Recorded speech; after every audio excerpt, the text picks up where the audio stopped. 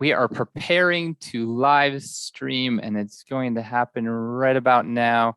Emily, Professor Fernandez, I'll give you a go ahead when we get it set up.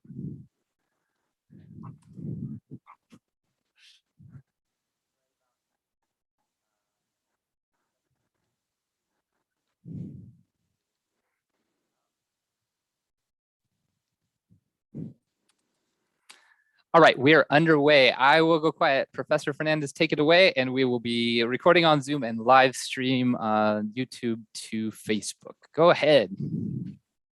Hello, everyone.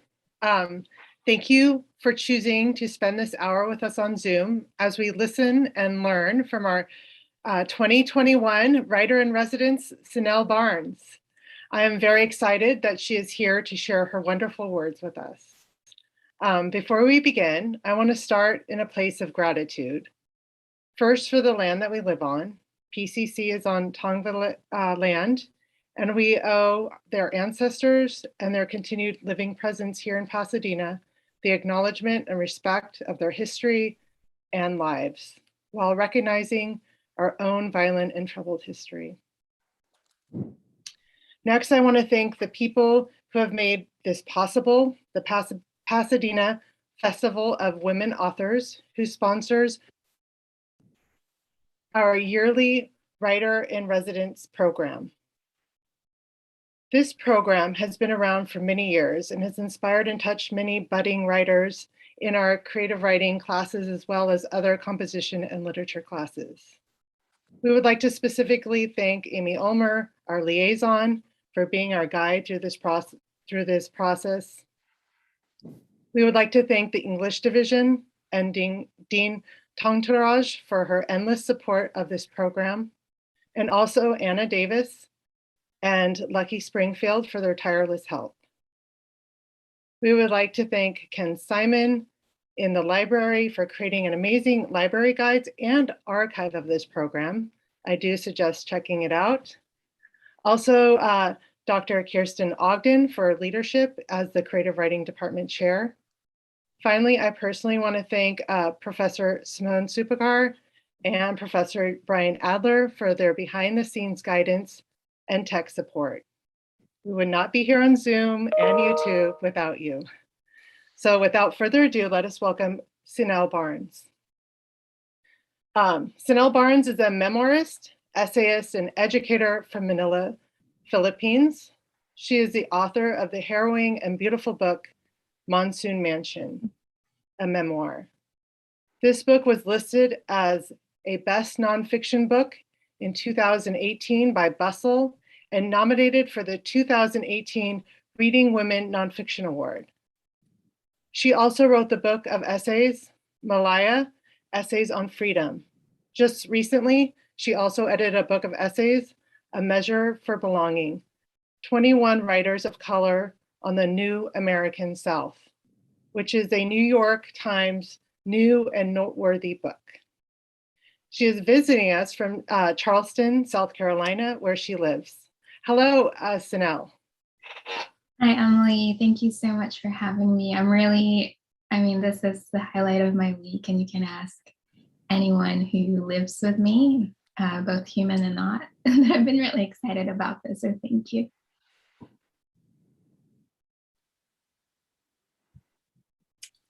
So she's going to read for us some of her excerpts from her books, and then we'll have time for some Q&A after. I have 2 questions for her, and then we'll have time for other questions. You're welcome to drop some questions in the chat. And I do just want to say, if you are dropping questions or you're asking questions, to always be mindful of the fact that she is writing memoir, and it is some of what she's written about deals with trauma, and not to be mindful of that and not to ask anything too triggering for her or the audience. Thanks. Thank you so much, Emily. I'm excited to be reading tonight because I feel like at least what I know about the program thus far is that many of you have read many things I've written from, Monsoon Mansion. Some of you have read essays or an essay from Malaya. Um, and Emily just talked about a book I recently edited, which is this one right here, which is a collection of essays by only writers of color living in the South or writing to or from the South or about the South. And I'm also at work on another nonfiction narrative about climate justice and what that has to do with the Philippine water crisis and Philippine spirituality and folklore. And I thought that as a gift to you all tonight, I'd read something from that work in progress. So I'll read the first page of 1 or 2 chapters from each book, and I'll read it in order of publication, kind of like, little bits and pieces from each book, kind of building like a cento or a patchwork poem, which I think is just a fun experience for this kind of virtual setup. And that way too, you kind of see the progression of not just my imagination and thoughts, but also my life and how I've fused the two. And you'll see how things have changed over time, but also while tone changes, voice remains the same and perspective remains the same. So I'll read first from Monsoon Mansion, which is my first book, baby, just this one. And it is dedicated, as you'll see in the first few pages, to every warrior child, which I think is all of us. And this is from the first chapter.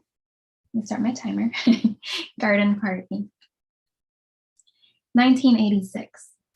I was born 2 pounds small with a diamond-shaped birthmark on my left palm, a contradiction, a paradox of holy signs, my yaya and the maids had said.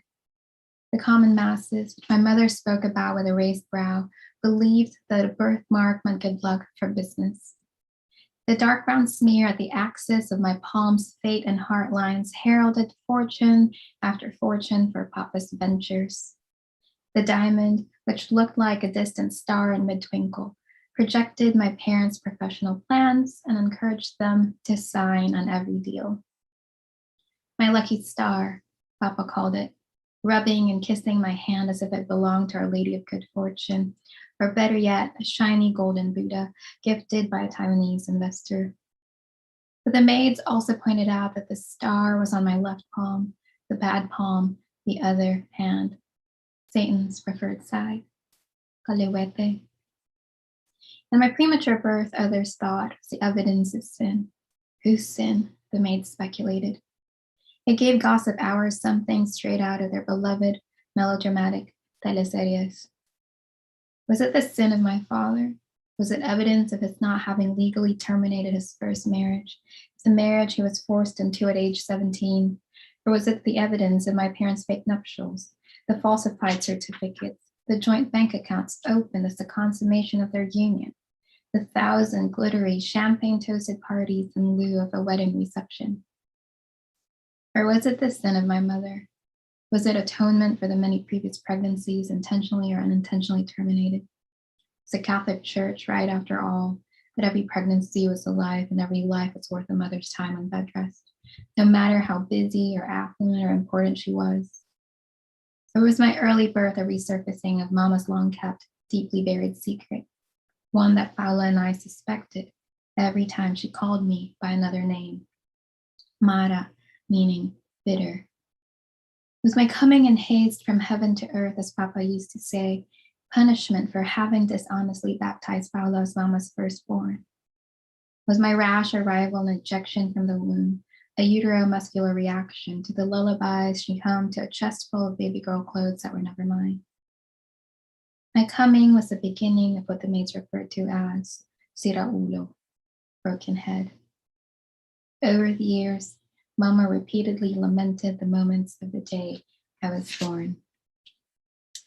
I'll leave at that thought, that image of my mother, and start another one, also about my mother. So if you read Monsoon Mansion, you might have gotten a sense that the mansion itself kind of mimicked my mother's decline. but the mansion itself as well. You know, when you watch HGTV and they walk into a house and they say this has good bones.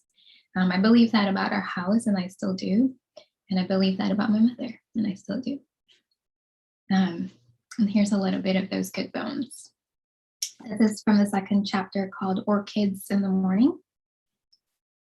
1990. Mama was soft at breakfast, soft like the orange on her plate, like the ripples from where the tea bag met the hot water in her cup. Soft like the curves of her teaspoon on the collar of her robe, supple like the palms of her well-moisturized hands. She was as pure and easy as morning's air, and I breathed her in. She was such a lady, more than any other time, when she sat down and dilly-dallied over a magazine, leafing, almost combing through it, as if it were the hair of her lost child. It was in the breakfast room where my mother seemed most lucid and lovely to me. Maybe it was the yellow-white morning light coming through the French doors, or the pinkness on her cheeks reflected from the terracotta floor, or the orchids she picked in the last well-kept garden in the house. Or maybe it was the fact that she was there at Dayspring, her best hour. She was a morning person. The rest of us were not. Papa didn't show up at breakfast, awake already. He was there to yawn, stretch, and have coffee, to lean into his sleepiness one last time before giving in to the demands of the day. Mama, however, was there to be there, as if breakfast were an affair for invited guests and not the preparations that came before, as if all happiness depended on a leisurely first meal. Mama browsed issues of Vogue and Elle and Panorama. She licked her finger before turning the page and studied every picture as if it were a work of art. She whispered, every time she saw something she adored, a dress, a hat, a pair of shoes, dog-earing the pages and coming back to them to rip them out, then placing them in a folder along with other ensembles she'd found inspiring. Then Mama looked up at me and Paolo and asked, "You want to pick your favorite outfits too?" Paolo and I nodded very quickly. I'll skip a little bit to the end, actually. When the clothes were on, she slid her feet into designer heels. She owned a collection of over 100 pairs, every Christian Dior style and every color. She was a few pairs away from dethroning Imelda Marcos as queen of shoes. When she wore her red pumps, I imagined her as grown-up Dorothy from The Wizard of Oz. But in my mind, she said, "Toto, we're not in Manila anymore. We're somewhere better. My Nilla." When the shoulder pads were fixed and the stray hair was bobby pinned and glued down with Aquanet, there was one last thing to do. Spray on Anais perfume. She spritzed twice on her wrists, twice on the neck, and once in the air for her to walk through. That was the crowning moment, the scent of bottled orchid. Mama turned to me, then to the mirror, then to me again. She placed her hands on her hips, raised her chin, and smiled the smile she used for the press and said, "There." That's from Monsoon Mansion. And writing that book, as you can imagine, was very difficult, but I'm very grateful that I did. We'll talk a little bit more about writing in a little bit, but the second book, which is this one, Malaya Essays on Freedom, I actually wrote this while on book tour for Monsoon Mansion. And I wrote it mostly on planes, trains, and lifts, and the occasional Chili's to go at the airport. So I feel like I should have a Chili's sponsorship or something. At least free margaritas every time I finish an essay. But I joke. Actually, it's Kleenex who needs to sponsor me, because I've heard that I make people cry a lot. So I'm working on getting a little pouch of Kleenexes with every book that gets ordered. But so yeah, the second book kind of came right on the heels of the second one. And it was a very chaotic time. And when the publisher asked, we want more. What can you write about next? And I said, well, I guess true to what I'm doing right now, or, really anywhere I go, whether it's a library or just getting on a bus or the subway, or bumping my bike tires on the side of the road. I'm constantly sharing stories or listening to stories. And one of my favorite subjects in high school and college was Greek history. And I had always kind of had this, I don't even know what the noun is, but maybe a kinship with Delphic Oracle, and how the Delphic Oracle, this young woman of a very young age would basically advise for a war to commence or stop, or, is it harvest time? Surely she was telling stories and she was giving guidance, and she was also kept in a tent away from everybody. And they believe that protected her wisdom or her knowledge.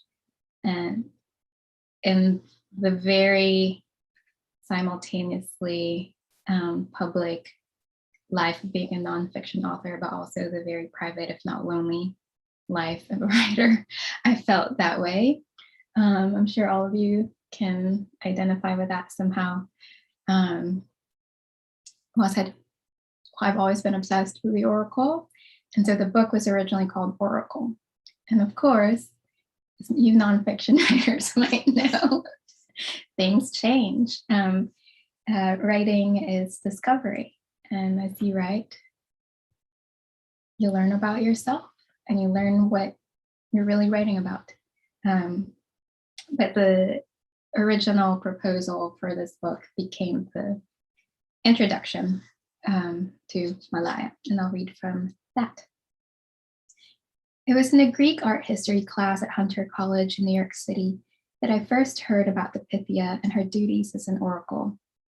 My professor was an Italian-American archaeologist who traveled to Samothrace, a small Greek island in the Aegean Sea, and brought 20 or so projector slides to class that night, though she showed us only 4 and spent almost 3 hours talking about a cup from the 5th century BC.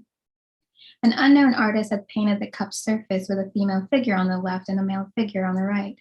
The female sat on a tall tripod, which looked to me like a bar stool, and the male stood across from her, his eyes set on her face. Her eyes avoided his stare as she looked, chin to chest, into the hollow of the wide-brimmed, shallow bowl in her hand. There was a floor beneath them, depicted as a bold line, and there was a ceiling too. But most notable to me at the time was the pillar between them, a physical separation that could be penetrated by his gaze, and, I assumed from his stance and gesture, his want. I'd seen this look before, this penetrating scrutiny. The female figure was the Pythia, Apollo's oracle. The night I learned about her, I learned that her story was my own. When I saw the oracle sitting on her stool, I saw myself, a girl sitting on a meter-high stack of secrets, of predictions that kept her secret from the people her prose and poetry, energy and ecstasy, analyses and intuition, faith and fidelity were meant to serve. I caught a few phrases the professor threw in the air. The oracle was separated in a temple, free from association and contact. They consulted her because she was removed from their day-to-day. She had the perspective of an outsider, young, innocent. I was an undocumented immigrant, shuttled and shipped from the Philippines as an unaccompanied minor, adopted into a new family in a new country. I was young, with a complexion that was, quote, enviably tan, but also, quote, too dark, and physically, emotionally, and culturally separated from my father and mother. I had an affinity for poetry and prose that dated back to primary school and had an ecstatic, erratic, storied, historied spiritual life. I knew ritual. I'd worked as a cleaning lady, and I'd performed as a dancer. And, like clergy, I was a frequent recipient of people's inquiries and stories. What should I do, they often asked, and I returned counsel in exchange for space in their insular worlds. an unspoken transaction. You give me a seat at your dinner table. I give you opinions or advice on life decisions. Should I quit my job and go back to school? Should I quit my job and travel to Southeast Asia? Should I tell my mother I'm quitting? On things they already knew. Is it abuse if he doesn't let me own a smartphone? Is it abuse if he doesn't let me see my friends? Is it abuse if they walked around day and night even though they never touched me? Things I wish I could write. People are such great writers when they tell the truth. When he told me why he wanted to die, all I could think of was the custard bubbling out of the pie, that I needed to take the pie out of the oven. Skip a little bit.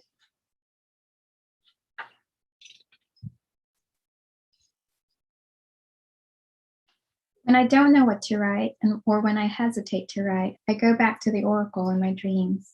I consult her and she shows me the contents of her shallow bowl.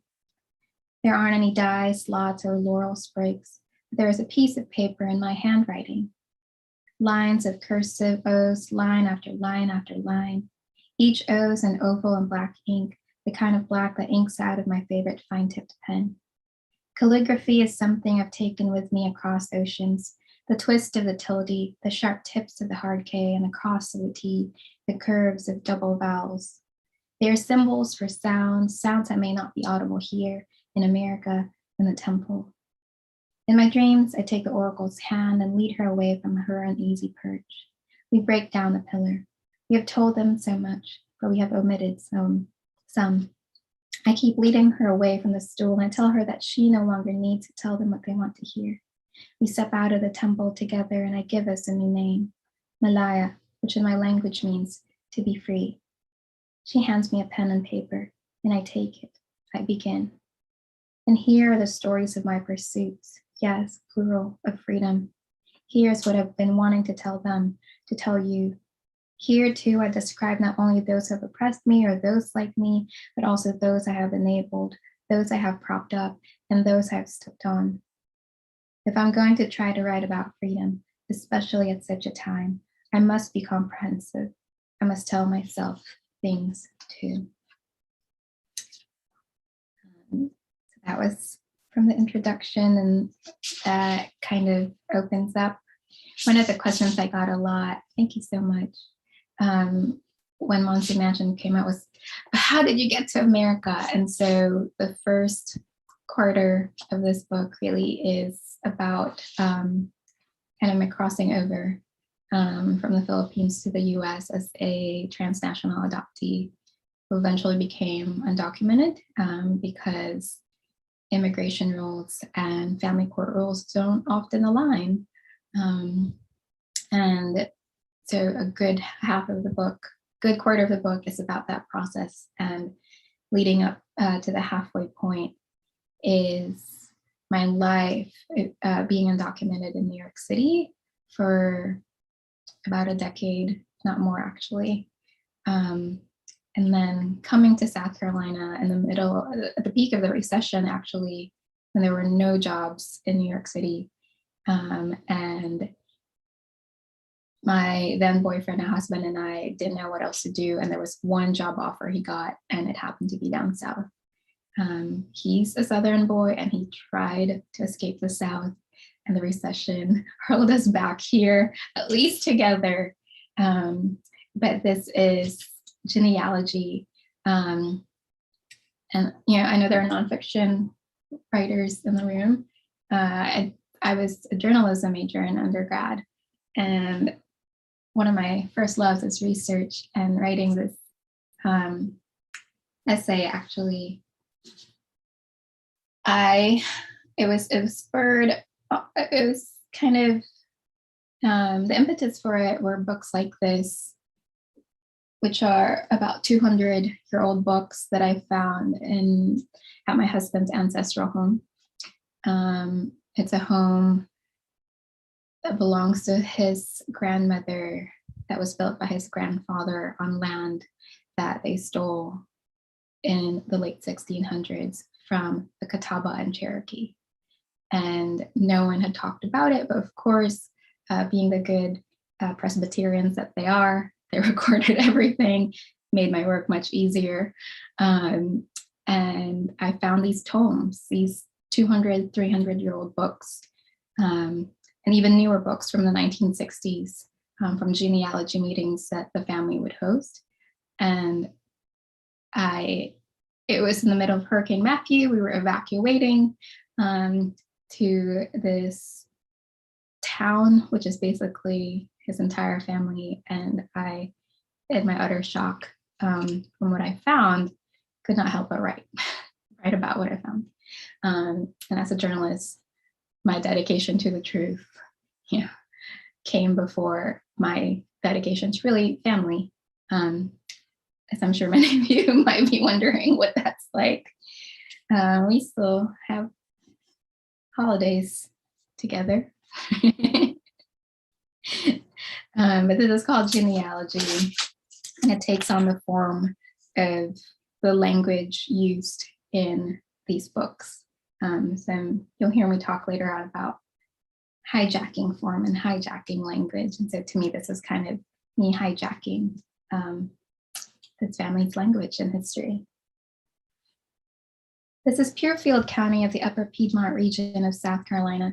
The hills roll here like the way it sounds when the people talk. Words roll off their tongues like hay bales unspooling onto the field, and hurriedly yet easily, with intention but without labor, every syllable pregnant with pride and history and story. Every field in Purefield County is fertile, every square mile home to the creatures of a pond or the pines or a pasture. The first settler to come to the area was Thomas Nightingale. His love of horses and cows drew him here in 1740, and by here, I mean the wide fields between the broad and watery rivers, the fair meadows bursting with wild Queen Anne's lace, the pure fields. Nightingale and other settlers stopped here in the mid-18th century, grateful for a place to rest on their journey west. But the settlers never left until the soil brought cotton to plant, and cotton they planted and harvested until the boll weevil killed the crops in the 1920s, and they switched to farming cows and turkeys. They also planted and harvested the seeds of the Bible, hopefully on good soil as the book teaches, and reaped what they sowed, fruit of every variety, Baptist, Methodist, Universalist, Presbyterian. Between the houses here are barns for turkeys and cattle, and many silos sit between the barns, tall and short, narrow and wide. The soil here rests atop granite, on which many have relied for their livelihood.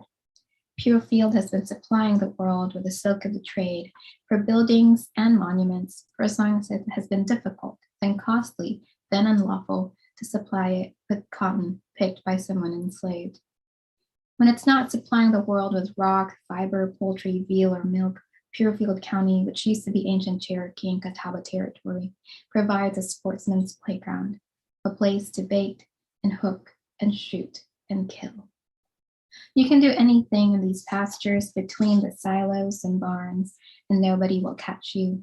The only things that might are the clotheslines strung between back houses and back porches. If you're from here or you've come to know here like I have, you know to stay away from these clotheslines, for where a clothesline is, there are Purefield County women of strong convictionists also. These are the women who rule the town from their rocking chairs or porch swings, and while rocking or swinging, allocate farm budgets, hire and fire hands, dictate which crop or kind of animal to farm next. These are the women who pray for their grandbabies and great-grandbabies at night, after they pray for their enemies. And their enemies are the newcomers and Yankees and metropolitan folk who want change, who try and fail to bring it. The women that hung these clotheslines and hang clothes on them in the morning and retrieve the clothes in the afternoon also know, decided, whether rifles and pistols hang in the house, which room, which wall, for whose hand they have to be within reach. But yes, you can do anything in these pastures so long as you don't get caught by the clotheslines, so long as you don't get caught by the women who hung them. And then there's a whole genealogy of son of, son of, son of, born on, born on, born on.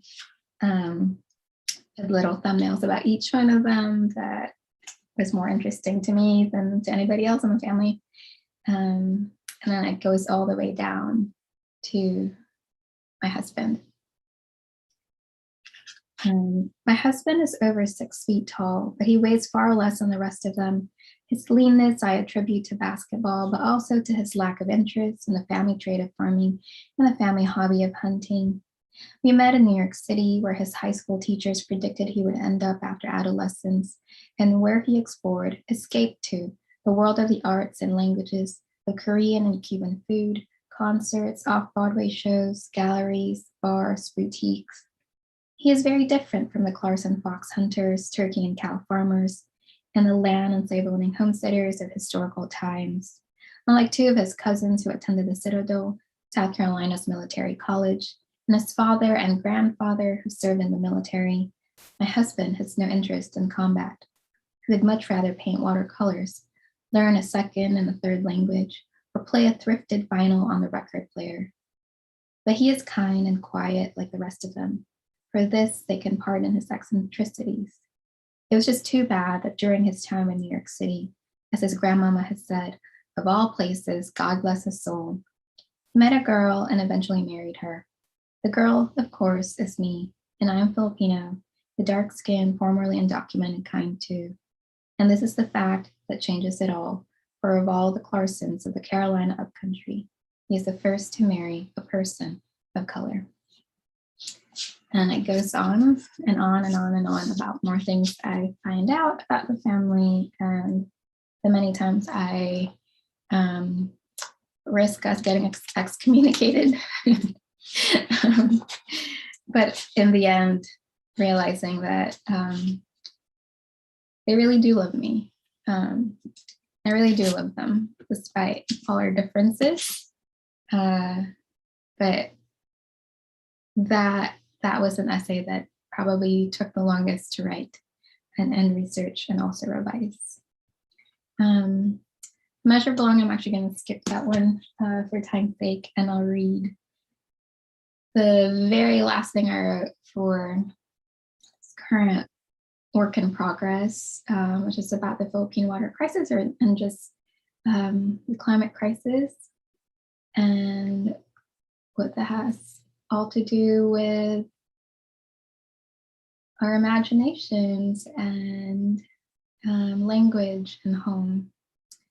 And this book is written, I've been trying to write this book since before the pandemic, and it was supposed to be a heavily researched book that would require many, many, many travels to the Philippine rainforest. And of course, I have not traveled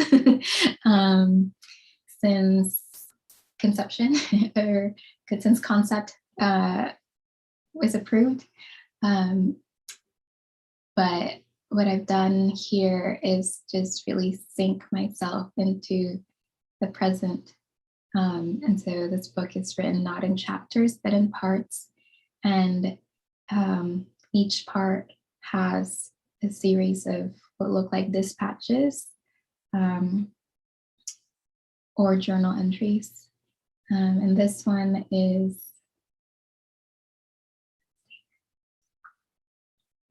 winter, late March 2021, end of winter, more than a year since lockdown began.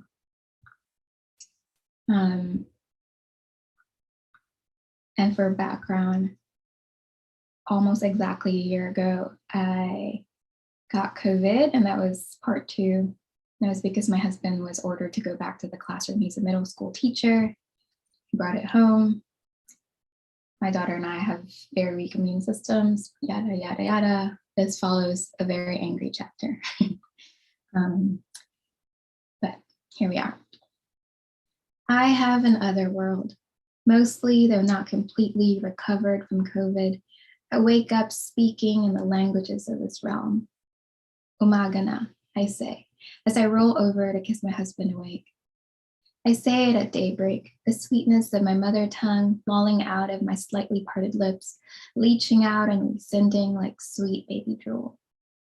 I don't yet know this, that as a symptom of long COVID, I don't completely exit dream sense each morning, sporadically speaking throughout the day in Tagalog, my home country's national language and my home region's dialect. I don't make sense of it until my husband asks what it means. What means? Language can be a touchy subject in our relationship. He's a white, Southern-born linguist and world languages teacher, and I'm an immigrant. He's theory, I'm praxis. It is when I burn my wrist pulling a cookie sheet out of the oven that I actually hear myself. I hear another fugitive language, another part of this fugitive love. Okinana. The saltiest of words, because, for one, it is from my estranged, mentally ill, criminal, biological mother's Northern dialect. It is also a word with no smooth contours, sonically nor aesthetically. Write it in cursive, and what you get is spike after spike, even at the tips of its supposedly round penultimate and ultimate vowels. Quad-syllabic, each quarter a jab, a slit in the air, at the end of a slash. I am the dirty mouth in our little family of three, but this getaway word gets even me. It's a modest shock, this word's effect, but big enough to jolt me when I'm fixing a batch of sweets. Was I just cursing in my mother tongue? Mother, mother tongue, motherland. I'm nowhere near any of them now. I'm where I've landed. I'm in the Carolinas, a decade into, oddly because we are both polyglots, an English-speaking marriage, the white Carolinian. It's been almost just as long that I've been in this motherhood that feels much like swimming to the end of an infinity pool, paddling toward a Filipino identity with a child on my back, only to be pulled by the rip and the tide of southernness, whiteness, the America that wants me to forget who it is exactly that I am, where it is exactly that I am from, how it is exactly that I sound. I drown a little so she doesn't. This is what droves of immigrant parents before me have done, submerge the past. But maybe this is wrong. I ask myself often, can I be a good person if I don't know myself? Back home, the other world, people like to say, ang di lumilingon sa pinanggalingan, di makakarating sa paroroonan. The person who doesn't look back to their origins will not arrive at their destination. I tried to look back. I wrote a memoir, a childhood written in translation, mostly in English for a loosely defined, which means narrowly selected or favored American audience. The very act of writing memoir is its own translation work, from the experienced to the remembered and the accounted, from then to now, from life to art, from me to you. In the case of my debut book, it was also a practice in translation from one tongue to another, from there to here, from a that to a this that are inequivalent, much like how Lutz Sante describes his work and life in lingua franca. He said, in order to write of my childhood, I have to translate. It is as if I were writing about someone else. As a boy, I lived in French. Now I live in English. The words don't fit because languages are not equivalent to one another. And I think I'll stop there. Thank you so much. Hopefully that gave you kind of a full sense that we kind of returned to the beginning to Monsignor mentioned. How that has something to do with water, I promise you, there toward the end of the essay. But thank you so much for being here and listening. So thank you so much. That was so beautiful. It was really, I mean, I got a little teared up. I almost had to turn my turn my screen off. So thank you. I do have some first starter questions, and I hope more people will drop questions in the chat. I think that Professor Supakar and Adler are also checking the YouTube for questions there too. So yes, so I wanted to start with a question because I teach my students so much about the authentic voice, and I probably will be showing parts of this to them in the coming week. So I wanted to ask, you know, as a person who is undocumented for many years, how did you begin to believe in your authentic voice, especially when you came to the United States? And how does developing and speaking in your authentic voice and telling your story translate to personal and political power in your mind? Or do you see a connection between that? And what did it take for you to develop it? And how did you face and overcome the obstacles that prevented you from feeling that power? Yeah, thank you so much for that. I think there's so many parts to that question, that they all are really braided together, because it's about voice. And to me, voice says a lot about our awareness, as individuals, as human beings. How you sound is actually how you think, right, for the most part. And how you think is often influenced by not only who you understand yourself to be, but who you understand yourself to be speaking to. But I wanted to read something very short, I promise, from a book that really influenced me when I was just starting out writing Monsoon Mansion, over a decade ago now. But this is The Art of Time and Memoir by Sven Burkertz. And the subtitle is Then Again. So it's really about nonfiction, and writers who want to write about their own lives. But this is one of the quotes that I have copied over and over again into every notebook I have, and it's also plastered to my wall. The memoirist writes above all else to redeem experience, to reawaken the past, and to find its pattern. Better yet, he writes to discover behind bygone events a dramatic explanatory narrative. The deeper incentives vary. There are memoirists who were hurt into their art, suffering trauma or loss, and there are those who were pushed to language by the richness of their early lives. And there's one short one just right after it. The memoirist's eye must be an inhabited character, a voice that takes possession of its account. In memoirs where event and situation are paramount, the narrator achieves identity through decisions of self-presentation, what to reveal and from what vantage point and tone. Is the writer bemused by the actions of the younger self or moved to contemplate a former innocence? The reader responds to a whole gamut of clues. But what of writers more interested in states of awareness in specific circumstances? How do they catch hold of their fugitive self?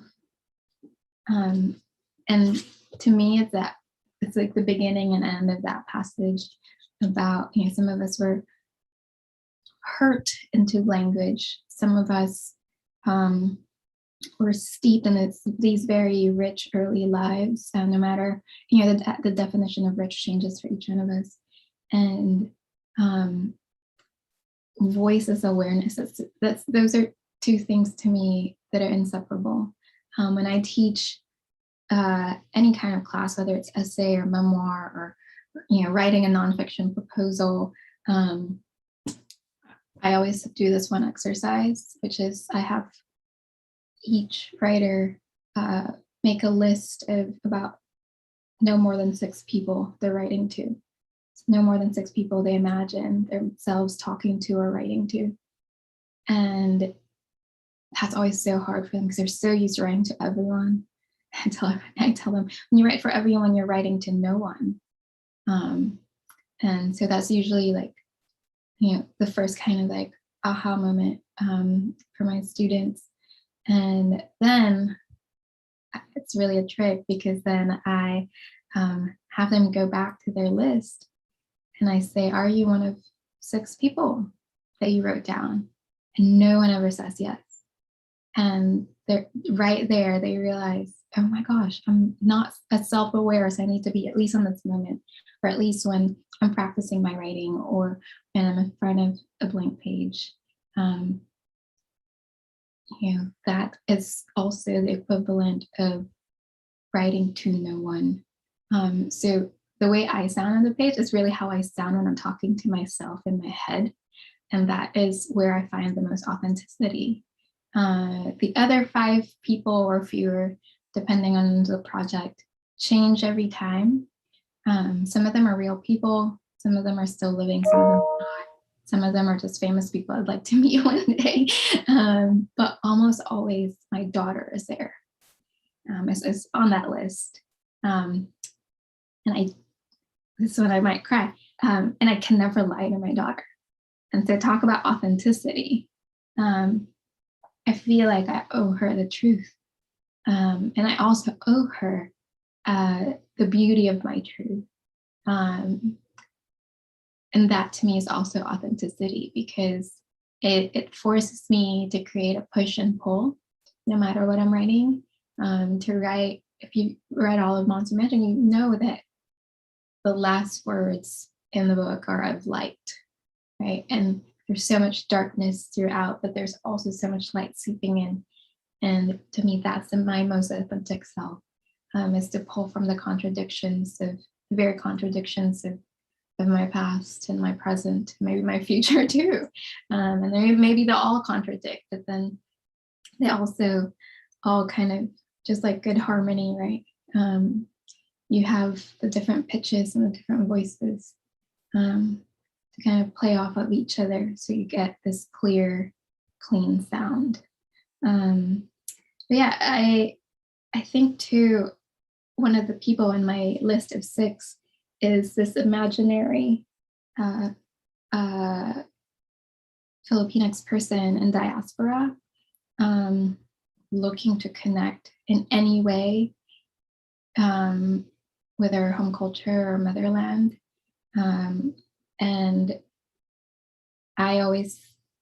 when I imagine that person, I always think that I can't give them, all this lyricism without also giving them a really harsh political history. It's really hard for me to separate, just this current work, this work in progress. I can't separate philanthropy from the water crisis, from climate change, from consumerism, from motherhood, from being a writer. And I think it's all these things pushing and pulling each other that pull out that authentic voice. And in that passage earlier that I read, taking hold of that fugitive self, my most honest self is that fugitive self. And only I know, of course, who that is. And the work of nonfiction, at least to me, is to catch hold of that fugitive self and see through self-presentation how much of that fugitive self I can share with others. Yeah, and then I hope that that answers your question. No, that was very, very insightful, and I especially love your exercises as well, something that I will try. So my second question was, I wanted to ask a little bit about, it's kind of interesting that you're doing it on climate change, because in some way I saw Monsoon Mansion almost as an allegory of the exported American dream. And we know that the Philippines has been so devastated by climate change in the past, 10 years. So I wanted to kind of ask a question about like the myths and truths of wealth that you've kind of understood from your experience. In some way, it kind of reminds me of Typical American by Gish Jen, or even The Fall of the House of Usher by Edgar Allan Poe, or A Rose for Emily by Faulkner. Just this house that slowly decays throughout your childhood, though you did say it has good bones. But can you discuss what you learned about wealth as the goal? And in what ways did early wealth and the complete loss of it shape your willingness to become a writer despite the financial risk? Yeah, another multifaceted question. I think I can answer succinctly, because I write this craft column for Catapult, and it's all writing tips and advice, and it's called Thank You for Asking, because it's usually a response to a question that I feel like I wasn't able to answer clearly live, or on a panel or something like that, or I get DMs a lot, and it's always really hard questions that people ask on Instagram. I'm like, I just want to see puppies. But I quote Ross Gay, the poet, in this new column that's not out yet, but Ross said, I grew up kind of broke. I was taught to hustle. There's something ravenous that I notice if I don't do that capitalistic thing. It feels like it comes from a feeling of deprivation, a feeling of fear that I think we're supposed to feel. I don't mean supposed to as souls. I think we're supposed to as creatures constantly being told we're not enough. We're supposed to do more and compete and do the best and win, end quote. And then I write after that, it's true, survival and capitalism have conditioned me to compare, covet, and compete. Cue flashbacks of Mama and me in the van. And I talk about, how temporarily we lived in the van, and how writing to me earlier on in life was about survival. It was, my mother would enter me into writing contests for prize money. And so there's a part of writing that's attached to that very sad, difficult memory. And when a friend said, so how do we stop? And I say, well, I admit I've tried to quit writing at least 1 million times, but it's never worked. And I go on, my friend and I exchanged woes and alter life plans. How do we stop? We said. I noodled on it until I realized that we were asking the wrong question. Not but how, instead, but who? Who is writing, capital W? I've been referring to writing as them and they, and then I go on about writing, looking at writing as though it were a person, actually 2 persons. At least in my life as an Enneagram type 6, the optimistic loyalist who thrives in small groups and champions passions of others, masking as an Enneagram 3, the anxious overachiever who will one day die from one of her very own life hacks. There are at least 2 writings. There's writing whose best work, like the type 6, it's not aimed at winning, but at bringing people together, activating them toward mercy, justice, and magic, and walking them as far as their joy will allow. This is a writing who loves, and I mean loves, to edit manuscripts, give generous praises, draw emojis on the margins, and jot bravo between lines. They like to ask the tough questions too, gently. This is also the writing who will go down with the ship, especially if that ship is their friends and beliefs on board. And it goes on, and I say, when the scarcity mindset enters the picture, this writing morphs into a hustler, buying into the ever toxic girl boss culture, and ultimately forgetting that simple joys have always been at their core. Or, but I go on, and basically it's capitalism, right? And the impact of it, and it's all related, and that exported American dream that is evident in Monsoon Mansion truly is one of the modern forms of empire, right?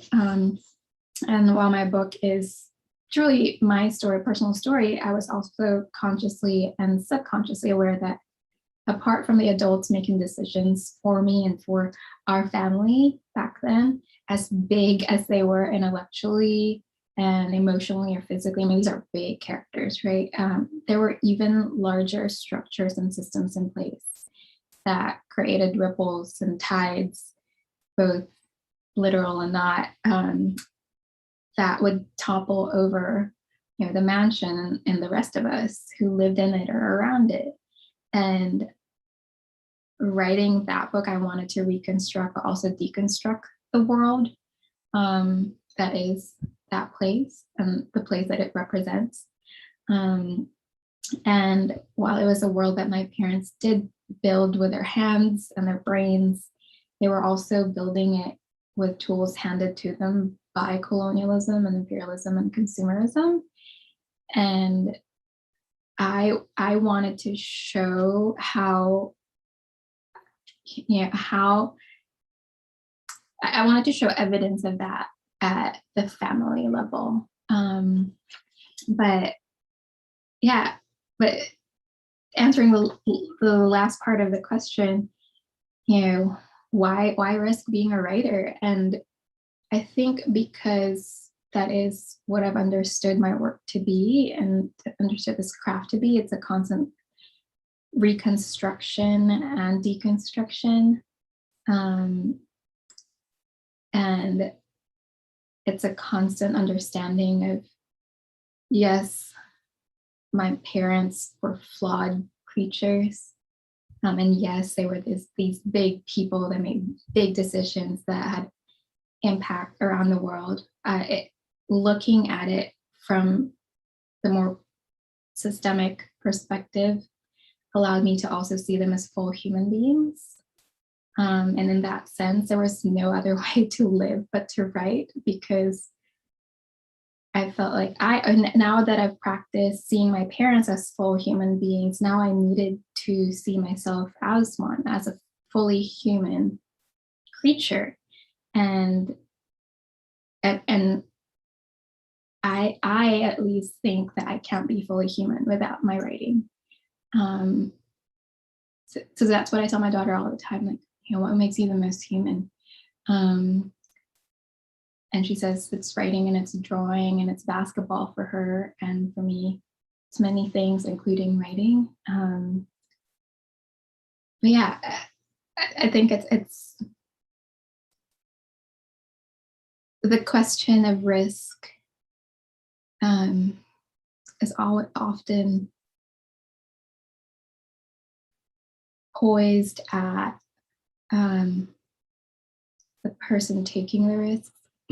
And what I've learned to do is to look at, true to my strong will, look at who is imposing that risk upon me, who placed those traps there, because it's certainly not me. And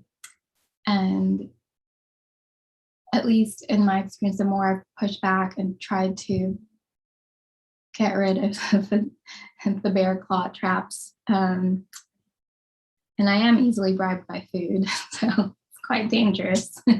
But yeah, the more I try to write toward what I said earlier, mercy, justice, magic, the less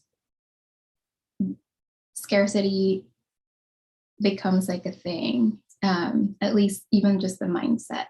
So yeah, I hope that was, look at your own abundance. To me, like, there's so much abundance, like, I know in me, going back to what I said earlier about, like, thrown into language by our rich early lives, and that's my wealth. Thank you so much. I do want to share some of the comments. I'm not sure if they're questions. Let me see. So Anna, our who works at PCC, she said, "Thank you for sharing your work with our students. I read Monsoon Mansion when it came out, and I loved it. Your voice resonates, and I'm proud to see another Filipina sharing such a beautiful story." And then I cannot say that. I don't know. I'm not going to hack it. So thank you. And then the next one was from Erica, and she says, "I'm seeing some powerful connections between your inability to withhold the truth from your daughter and your need to seek and hear the truth from your father, as you talk about in How a War in the Middle East." Not sure what my question is here, but I find the connection inspiring. And then later, inspiring because these connections are intriguing and make me want to think about the deep, dark truths in my own mind.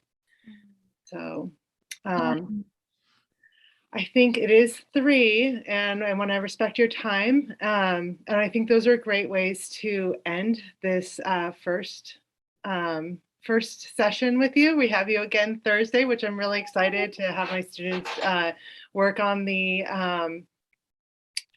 workshop and come up with their own writing. And I think that your final words just about that real desire to get to truth and mercy and justice create the sense of abundance. And I love that last image. So thank you so much. It was a pleasure having you here. And I know many of us are going to share it with our classes if students weren't here, and it's going to be a wonderful little archive. I know it's not going to be with us for very long, but I think it'll be great for us. So thank you so much. Thank you so much again. Thank you, everyone. And I hope you have a great afternoon, evening for me. But thank you and hope to see you on Thursday. Thank you. All right, thanks. And so we should end the recording.